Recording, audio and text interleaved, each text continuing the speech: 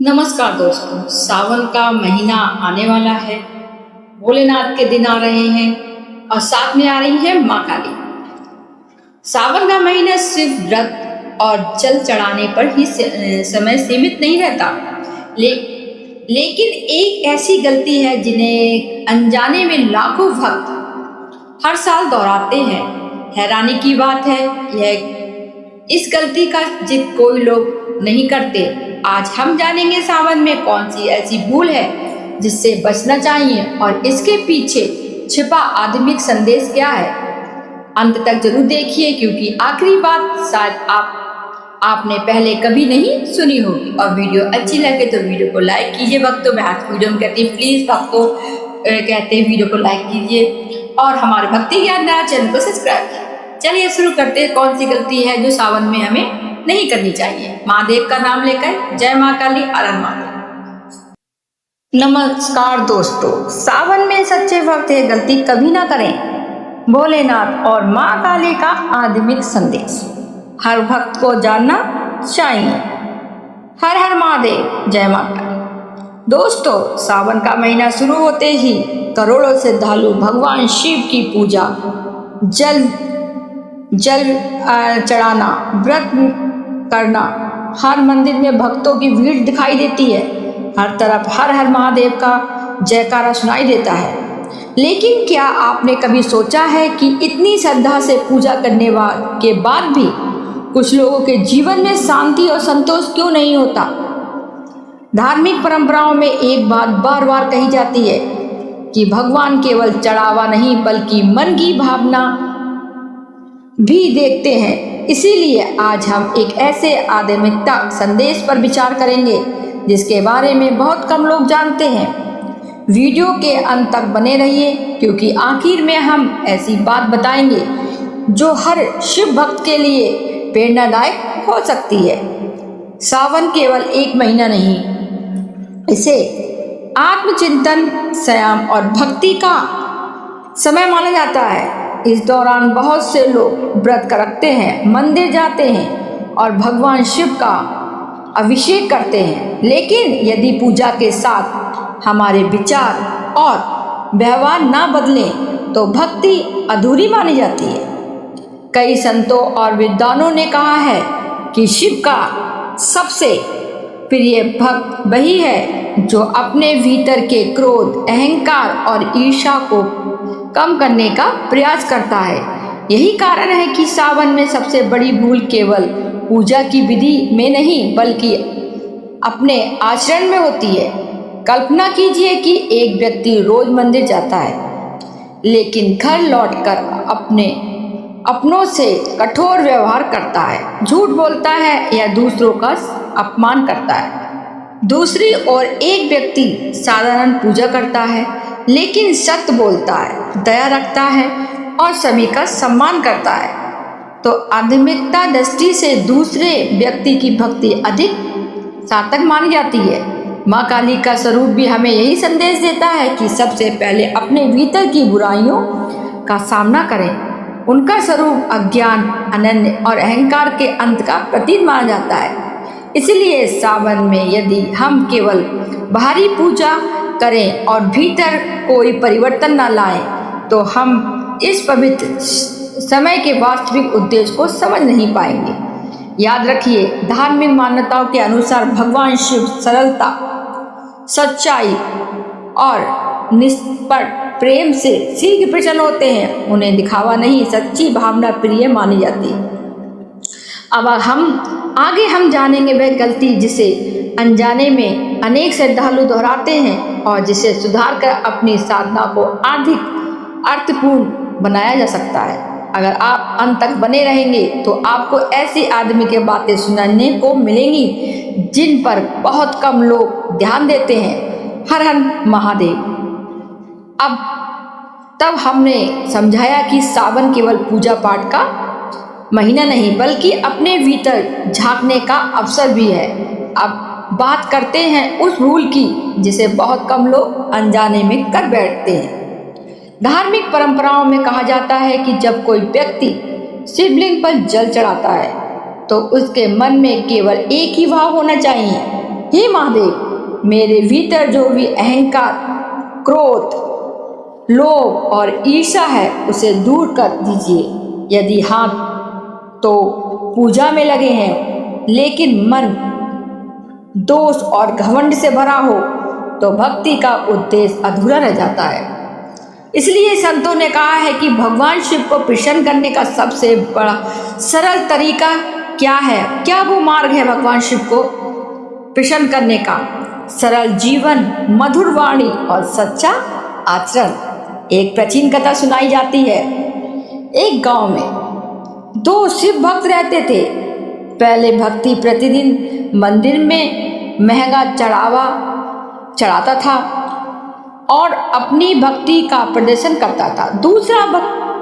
दूसरा व्यक्ति साधारण साधना वाला था। वह केवल जल अर्पित करता था, कुछ देर ध्यान करता और रास्ते में मिलने वाले हर व्यक्ति से प्रेम पूर्वक व्यवहार करता था। पहले व्यक्ति ने कहा, मुझे धन, यश। समय बीतता गया। एक दिन गांव के एक वृद्ध संत ने दोनों से पूछा, यदि भगवान आज तुम्हारे सामने प्रकट हो जाए तो तुम क्या मांगोगे? पहले व्यक्ति ने कहा, मुझे धन, यश और सफलता चाहिए। दूसरे ने हाथ जोड़कर कहा, मुझे ऐसा मन दीजिए कि मैं किसी का बुरा ना सोचूं और हमेशा सत्य के मार्ग पर चल सकूं। संत मुस्कुराया और बोले, जिसने अपने मन को जीत लिया उसने संसार की सबसे बड़ी संपत्ति पा ली है। इस कथा का संदेश यही है, भगवान केवल शब्द नहीं सुनते, वे भाव भी देखते हैं। अब बात करेंगे माँ काली के प्रति संदेश की। माँ काली का स्वरूप हमें याद दिलाता है कि जीवन में सबसे बड़ा युद्ध बाहर के शत्रुओं से नहीं है बल्कि भीतर के दोष से होता है। क्रोध, लालच, ईर्ष्या, छल और अहंकार, यही वे बुराइयां हैं जिन पर विजय पाना सबसे कठिन माना गया है। इसीलिए सावन के महीने में यदि कोई व्यक्ति रोज पूजा करने के साथ साथ अपने स्वभाव को भी सुधारने का प्रयास करे तो यही सबसे बड़ा साधना मानी जाती है। एक और बात जिसे बहुत कम लोग समझते हैं, कई लोग सोचते हैं कि केवल मनुष्य मंदिर जाकर पूजा कर लेना ही पर्याप्त है, लेकिन शास्त्रीय परंपराओं में सेवा को भी भक्ति का महत्वपूर्ण अंग माना गया है। यदि किसी भूखे को भोजन मिले, किसी प्यासे को पानी मिले, किसी दुखी को सहारा मिले तो यह भी ईश्वर का सेवा का एक रूप माना जाता है भक्तों। यही कारण है कि संत कहते हैं भगवान की पूजा मंदिर में होती है लेकिन भगवान की प्रशंसा अच्छे कर्म से मिलती है। अब आगे हम उन गलतियों की चर्चा करेंगे जिन्हें सावन में विशेष रूप से टालने की सलाह दी जाती है। इनमें से कुछ बातें ऐसी हैं जिसे जानकर शायद आप भी अपने जीवन में एक सकारात्मक बदलाव लाना चाहें। बने रहिए क्योंकि आगे की बात इस पूरे संदेश का सबसे महत्वपूर्ण हिस्सा होने वाला है। भक्तों, ध्यान से सुनिए और पूरा सुनिए, और वीडियो पसंद आ रही हो तो प्लीज़ वीडियो को लाइक कीजिए और हमारे भक्ति ज्ञान धारा चैनल को सब्सक्राइब कीजिए। चलिए शुरू करते हैं। वह कौन सा संदेश सबसे महत्वपूर्ण होने वाला है? हर हर महादेव। दोस्तों, अब हम उन 5 बातों पर विचार करेंगे जिन्हें सावन के महीने में विशेष रूप से ध्यान रखने की सलाह दी जाती है। ये बातें विभिन्न धार्मिक परंपराओं और संतों की शिक्षाओं के बारे बार बार दिखाई देती हैं। इन्हें किसी डर के रूप में नहीं बल्कि आध्यात्मिकता मार्गदर्शन के रूप में समझना चाहिए। पहली बात, पूजा में दिखावा ना करें।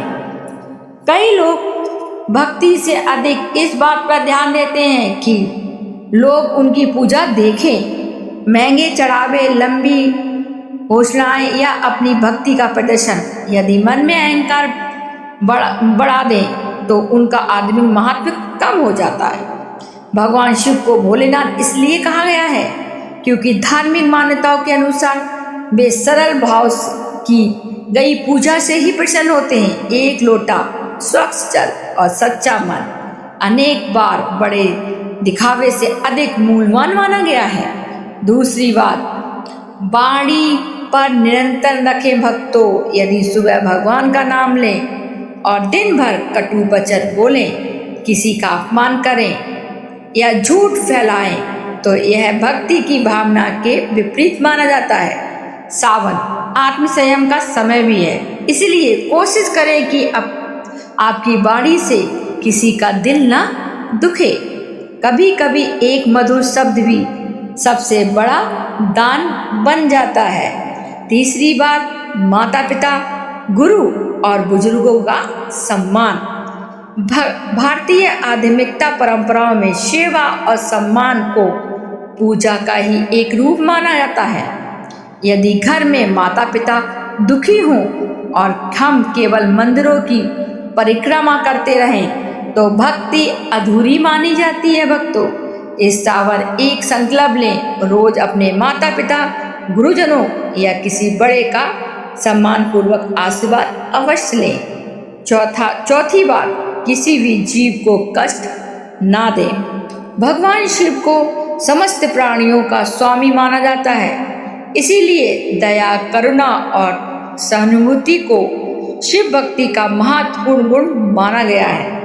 यदि किसी प्यासे पक्षी को पानी पिलाएं, किसी भूखे को भोजन कराने या किसी जरूरतमंद की सहायता करने का अवसर मिले तो उसे भक्ति का एक ही भाग समझकर करें। पांचवी और सबसे महत्वपूर्ण, मन को शुद्ध रखें। मनुष्य बाहर से कितना भी धार्मिक दिखाई दे, यदि मन में ईर्ष्या, दोष और घृणा भरी होगी तो शांति मिलना कठिन होता है। इसलिए ध्यान, जाप और प्रार्थना का उद्देश्य केवल मंत्र बोलना नहीं बल्कि मन को शांत करना भी है। कहा जाता है कि जब मन शांत होता है तब भगवान का स्मरण भी अधिक गहरा हो जाता है। अब एक छोटी सी प्रेरणा घटना सुनिए। एक वृद्ध साधु ने किसी से पूछा, बाबा, भगवान तक पहुंचने का सबसे छोटा रास्ता कौन सा है? साधु मुस्कुराकर और बोले, जहां अहंकार समाप्त होता है वहीं से भगवान का मार्ग शुरू हो जाता है। यह एक सरल वाक्य है, लेकिन इसके भीतर पूरी साधना छुपी हुई है। भक्तों, दोस्तों, यदि इस सावन हम केवल एक संकल्प लें कि किसी का बुरा नहीं सोचेंगे, किसी का अपमान नहीं करेंगे और हर दिन कुछ समय ईश्वर को स्मरण करेंगे, तो यही सबसे बड़ी साधना हो सकती है और यही भगवान का पहुंचने का मार्ग भी हो सकता है। दोस्तों, अगर आपने यह पूरा वीडियो देखा है तो आज एक छोटा सा संकल्प जरूर लीजिए। इस सावन केवल जल ही नहीं चढ़ाएंगे बल्कि अपने भीतर के क्रोध, अहंकार, ईर्ष्या और कटु वचन भी भगवान शिव के चरणों में छोड़ने का प्रयास करेंगे। यही सच्ची शिव भक्ति है और यही माँ काली की शिक्षा का सर भी माना जाता है। अपने भीतर की बुराइयां पर विजय पाना।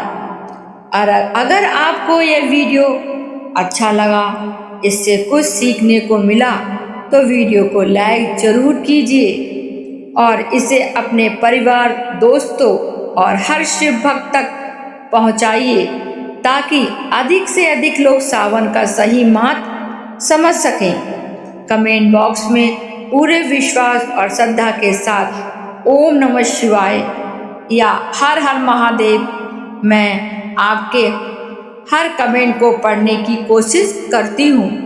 अगर आप ऐसे ही धर्म, आध्यात्मिकता और प्रेरणादायक वीडियो नियमित देखना चाहते हैं तो हमारे चैनल को सब्सक्राइब करें और बेल आइकन दबाना ना भूलें। इसी प्रार्थना के साथ भगवान शिव और माँ काली आपके पूरे परिवार पर अपनी कृपा बनाए रखें। हर हर महादेव। जय माँ काली भक्तों। धन्यवाद भक्तों। उम्मीद करते हैं आपने ये संदेश पूरा सुना होगा, तो आपको ये गलती आप सावन में नहीं दोहराएंगे और महादेव और माँ काली की कृपा पाएंगे। चलिए इसी के साथ हम यह वीडियो समाप्त करते हैं। हम फिर मिलेंगे सावन में, और हमें क्या करना चाहिए क्या नहीं करना चाहिए, महादेव हम पे कैसे प्रसन्न हो सकते हैं। सभी को इसी उम्मीद के साथ कि आप लोग और महादेव की कृपा बनी रहे, माँ काली की कृपा बनी रहे। हमारी वीडियो को लाइक जरूर करना और हमारे चैनल भक्ति की यात्रा को सब्सक्राइब और अपने प्रियजन को भी शेयर करना, क्योंकि सावन सभी के आ रहे हैं। तब तक के लिए खुश रहिए, परिवार में खुशियां बनी रहें। जय माँ काली। हर महादेव।